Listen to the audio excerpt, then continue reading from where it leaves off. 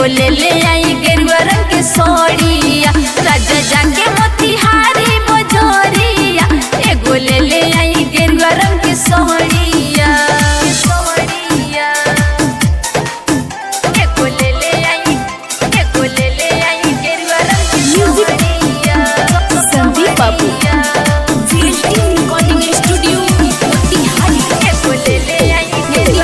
DJ Sandeep बाबू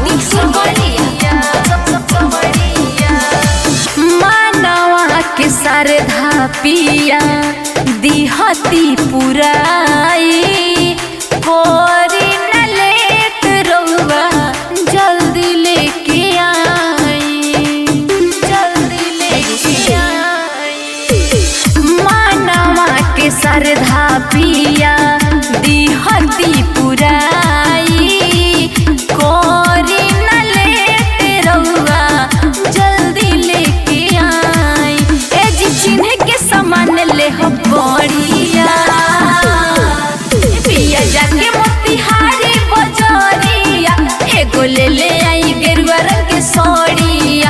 राजा जाके मोतिहारी बजोरिया एगो ले ले आई गेरुआ रंग के सोड़िया।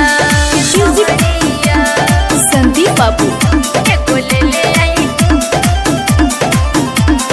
डीजे संदीप बाबू एगो ले ले आई गेरुआ रंग के सोड़िया।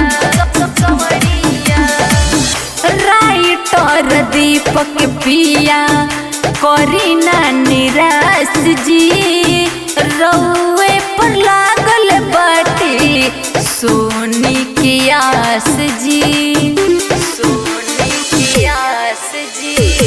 राइटर दीपक पिया करीना निराश जी रउए पर लागल बाटे सोनी की आस जी।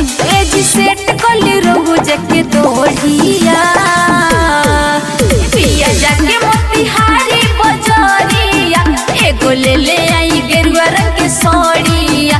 राजा जाके मोतिहारी बजोरिया एगो ले ले आई गेरुआ रंग के सोड़िया। Well tuned recording studio।